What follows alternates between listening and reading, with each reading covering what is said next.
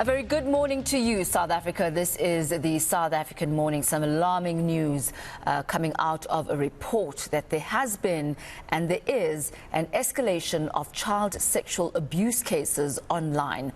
WeProtect Global Alliance has released its fourth global threat assessment report. Now, it found that an almost 90% increase exists in reported child sexual abuse material cases since the year 2019. There was also a 360% surge in sexual imagery of 7 to 10-year-olds, and this obviously being online. Now, shockingly as well, it was revealed that conversations with children on gaming platforms can escalate into high-risk grooming situations within 19 seconds. So not much time needed at all to entice the children and to groom them for sexual conversations and sexual acts later on. We're joined this morning by Holley from Child Witness Institute to discuss the scourge. Karen, good to have you with us this morning on the SA Morning. Some very, very troubling numbers coming out of the survey. But I was quite interested to find out which countries was this child abuse most prevalent. Was it specific? Did it outline the territories where children are most at risk? Good morning, and good morning to all the viewers. I think we shouldn't really focus too much about which country is at the forefront of this, because it's an international issue. The internet has no boundaries.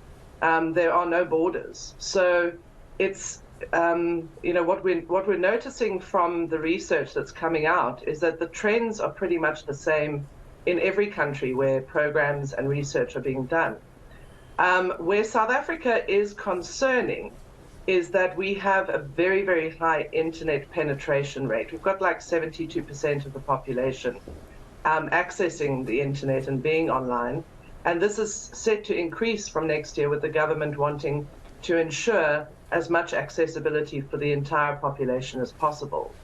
And the findings from some of the studies that have been happening in this country are showing that people are spending on average about 9.5 to 10 hours a day on the internet.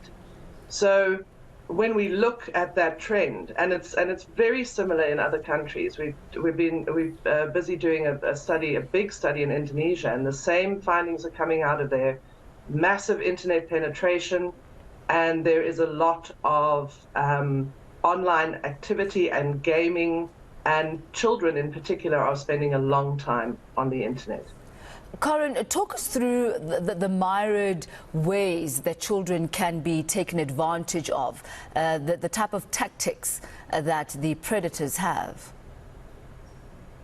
Well, I think before I even go there, I just want to make a very clear statement that the children in the world are loving being on the internet. For them, it is an amazing tool for them to access as much of the world as they possibly can, and it's opened doors and avenues for them that are exponential.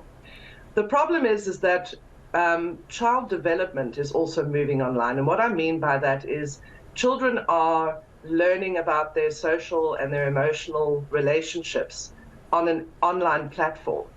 So they're looking for people to engage with. They're looking for what we call friendships and relationships. So your social and emotional development is starting to move online, and so is children's sexual development. Now, that becomes a massive problem because for children, they are very naive. They don't have the capacity to be able to differentiate between good and bad interaction. And particularly in the younger years, but also more importantly in the teenage years, and that's a brain development issue. And so children are seeing the internet as a vast opportunity to meet people. It's very important for them. And we're in fact starting to understand that children see the internet and the relationships that they develop on the internet as being valid relationships. They call them friends, and they see them as friends, even though they might never have actually physically met them, or in many instances seen them at all. So children are very vulnerable because it's an exciting platform, and it's a platform that they see as being valid and being important to them, which makes them extremely, extremely vulnerable for exploitation. I also want to say that Sorry, Karen, which does then lead me, to this question.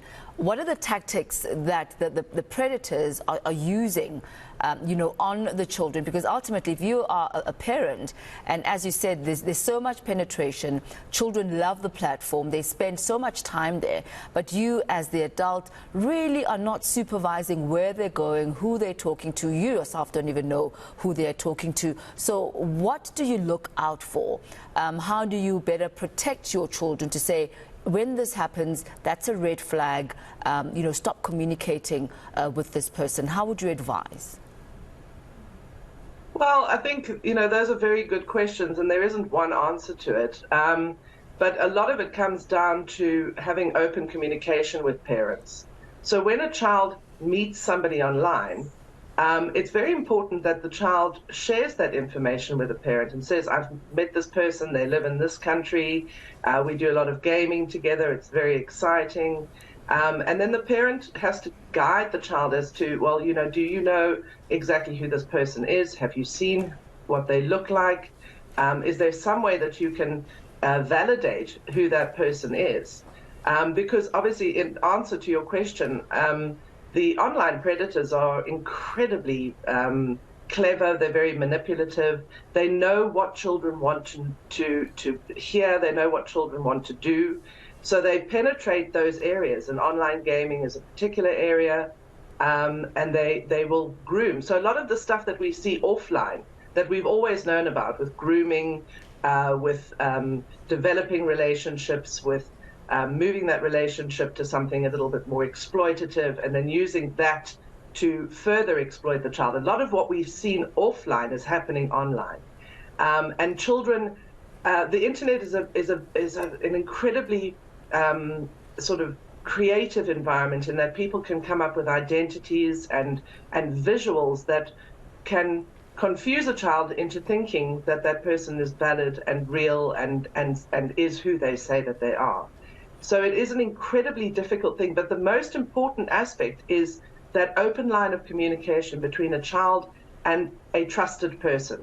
I don't want to say a parent, I don't want to say a family member, because we know that there are large proportions of those people who are actually the ones committing these crimes. So they need to have an open line of communication with a person that they can go and talk to, who can say, but hang on, that doesn't really sound right. I think what's very important here is we've got to take away the responsibility that we're giving children, that they have to protect themselves online.